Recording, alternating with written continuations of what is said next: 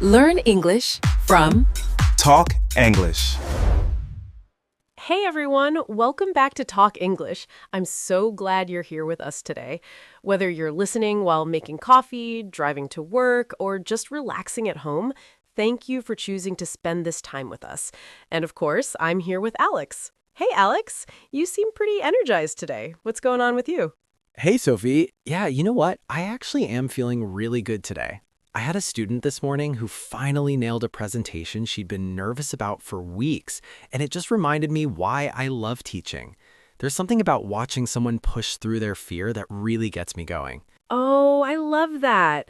And actually, that's so perfect because today we're talking about something that I think every English learner struggles with at some point, speaking confidently even when you make mistakes.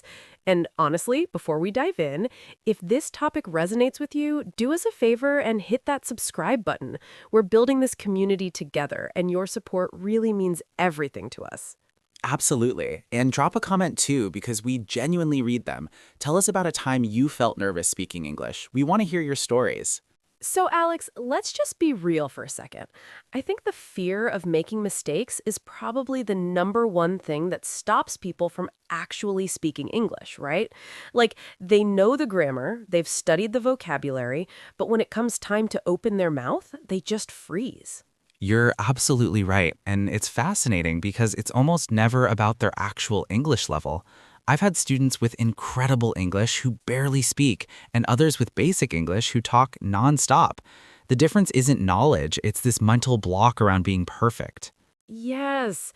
And I think that's because we're taught in school that mistakes are bad, you know? Like, you make a mistake, you get a red mark, you lose points. So people carry that fear into real conversations, and it's paralyzing. Exactly. And here's what I always tell my students. Making mistakes is literally how your brain learns. When you make a mistake and someone corrects you or you catch it yourself, your brain creates a stronger memory of the right way. It's actually more effective than getting it right the first time. That's so true. It's like if you never stumble, you never learn to balance better. But okay, let's talk practically. What does it actually mean to speak confidently when you make mistakes? Because I think some people hear that and think, oh, so I should just not care if I mess up? But it's more nuanced than that, isn't it? It really is. Confidence doesn't mean you don't notice your mistakes or that you're careless. It means you don't let the mistake derail the entire conversation. You acknowledge it if needed, you move forward, and you keep communicating. The goal is communication, not perfection. I love that. Communication, not perfection. Can you give us an example? Like, what does that look like in a real situation? Sure. Imagine you're in a meeting at work and you're trying to explain an idea. You say something like, "Yesterday, I go to the client and discuss the proposal." You realize immediately it should be went instead of go.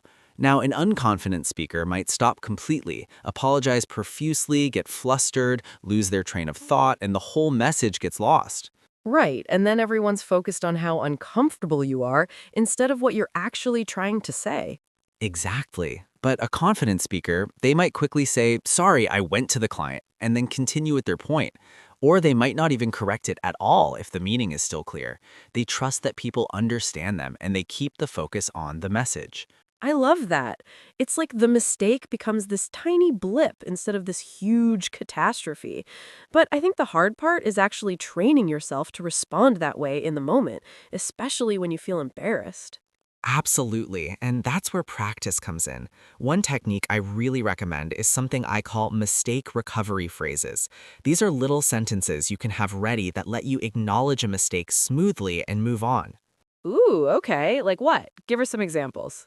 So you could say things like, "Let me rephrase that," or "What I mean is," or even just, "Sorry, I meant to say."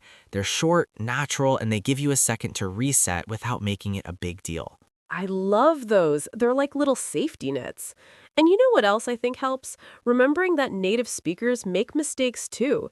Like, I can't tell you how many times I've stumbled over words or used the wrong tense when I'm tired or excited. Oh, constantly. Just yesterday I said I'm living here for 10 years instead of I've lived here for 10 years because I was distracted. My wife looked at me like, "You teach this stuff."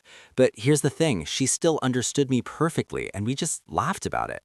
See, that's the perfect example.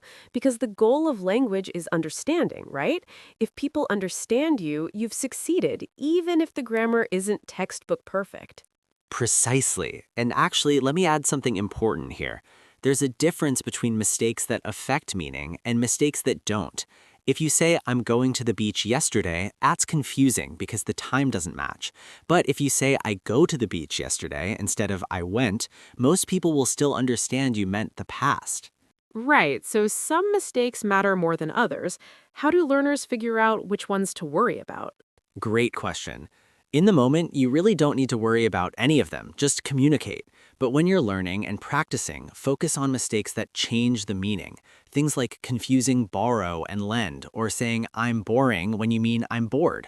Those actually change what you're trying to say. Oh my gosh, yes. I'm boring versus I'm bored. That's such a classic one. I've heard that so many times, and it completely flips the meaning. Exactly. But here's what I want learners to understand. Even if you make that mistake, people will usually figure out what you meant from context. If you say, I'm going to the beach yesterday, they know you meant the past. They're not going to think you suddenly became a boring person. That's such a good point. We give people so little credit for being able to understand context. But okay, let's talk about another big issue accents. Because I think that a lot of people feel like they can't speak confidently if they have a strong accent. What do you say to that? So, this is so important. Your accent is not a mistake. Let me say that again. Your accent is not a mistake. An accent is just how you sound, and as long as you're pronouncing words clearly enough to be understood, your accent is completely fine. Yes, and honestly, accents are beautiful. They show where you come from, they're part of your identity. Some of the most successful international speakers have strong accents, and nobody cares because their message is clear and their confidence is genuine. Absolutely. Think about people like Arnold Schwarzenegger or Penelope Cruz. They have strong accents and they're incredibly successful communicators because they're not trying to sound like someone else. They're just being themselves clearly. I love that. Be yourself clearly. That's really what confidence is, isn't it? It's not about being perfect, it's about being authentically you while getting your message across. That's it exactly. And you know what else builds confidence? Celebrating your progress. If you're worried about mistakes, it means you know enough to recognize them. That's actually advanced awareness. A complete beginner doesn't even know what they're getting wrong yet. Oh, wow. I never thought about it that way.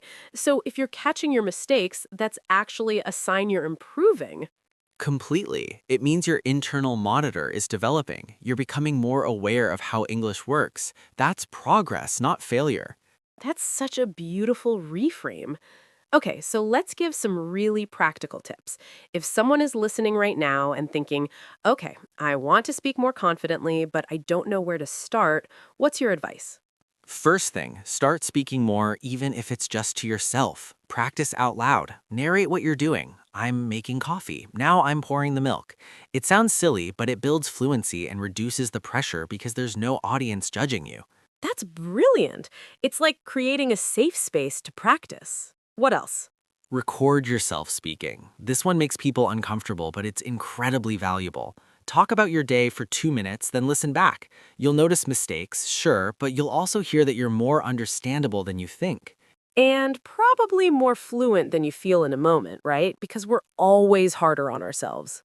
Always. Another tip, find speaking partners who are also learning. When you're both making mistakes, it creates this environment where errors are normal and expected. It takes the pressure off. Yes, and language exchange apps or conversation groups are amazing for this. You're all in it together, supporting each other. Exactly. And here's something else. Prepare key phrases for situations you know you'll encounter. If you know you have a doctor's appointment, practice saying, I've been feeling tired lately, or I have a pain in my stomach. Having some phrases ready gives you confidence. That's so practical. It's like having a toolkit ready. But what about those moments when someone corrects you? Because I think that can be really embarrassing for people, and it might make them shut down. Yeah, that's tough. First of all, if someone corrects you, try to see it as helpful rather than critical. Most people correct you because they want to help you improve, not because they're judging you. Say thank you, make a mental note, and keep going. And don't apologize excessively, right? Like a quick, oh, thanks is enough. Exactly. You don't need to say, oh my God, I'm so sorry. My English is terrible. I always make mistakes. That just makes everyone uncomfortable. A simple thanks, I meant, or just, oh, right, thanks is perfect. I think that's so important because over-apologizing actually draws more attention to the mistake than the mistake itself did. 100%. And honestly, if you're in a situation where someone is correcting you constantly or making you feel bad about your mistakes, that's not a supportive environment. You want people around you who encourage you, not people who make you feel worse. Absolutely. Surround yourself with supporters, not critics. Okay, I want to talk about something else. The difference between speaking confidence at different levels. Like, is the approach different for a beginner versus someone more advanced? That's a really good question. For beginners, I'd say the focus should be on just getting words out, even if they're simple. Don't worry about complex grammar, just communicate your basic meaning. I want coffee is perfectly fine. You don't need, I would like to have a cup of coffee, please. Right, keep it simple and clear. What about intermediate learners? Intermediate learners often know a lot more than they use. The challenge here is to actually apply what you know, even if you're not sure it's perfect. This is when people get stuck in their heads. My advice? Take more risks. Try that new vocabulary word. Attempt that complex sentence. You might make mistakes, but that's how you move from intermediate to advanced. So, push yourself a little bit out of your comfort zone, but not so much that you shut down completely? Exactly. It's like weight training. You want to challenge yourself, but not so much that you get injured. And for advanced learners, the work is often about refining and becoming more natural, which actually requires accepting that you'll still make mistakes even at a high level. That's such a good point.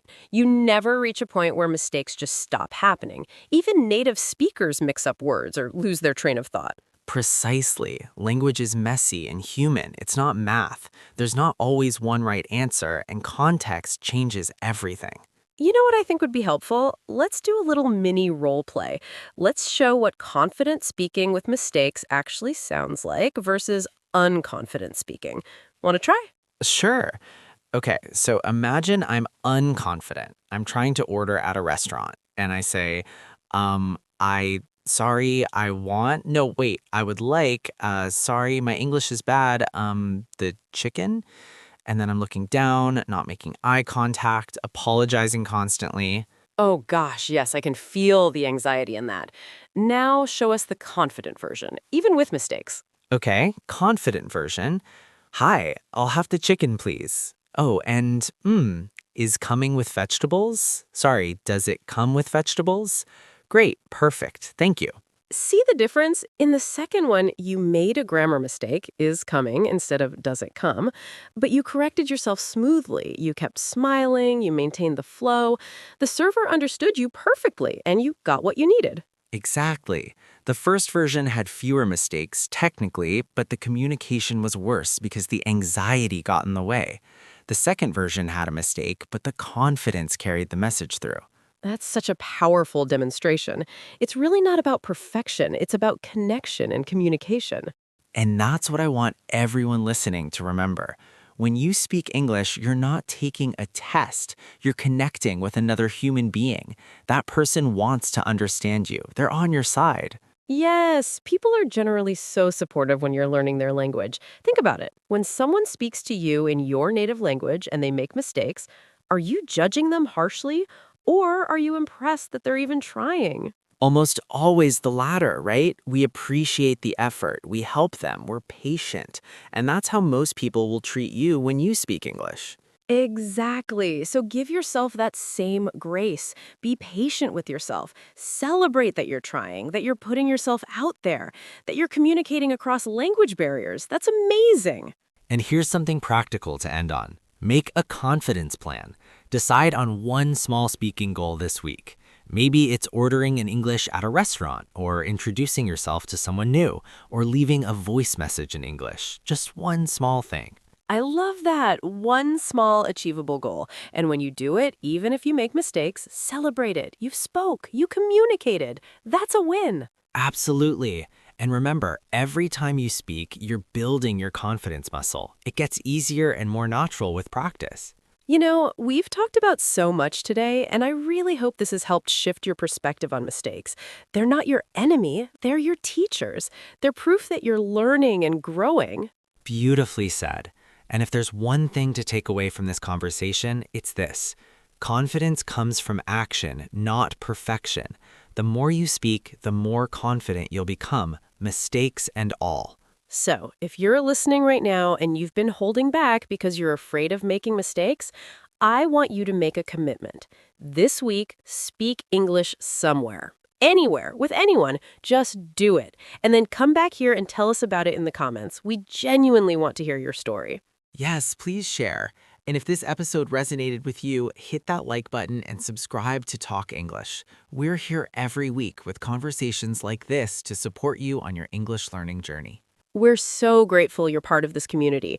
Keep being brave, keep being yourself, and keep speaking. Your voice matters, and your message matters, even with mistakes. Even with mistakes, especially with mistakes, they mean you're trying, and that's what counts. All right, everyone, until next time, keep talking, keep learning, and remember, you're doing better than you think you are. See you next time, and hey, go speak some English today. Yes, talk to you all soon. Bye, everyone. Bye.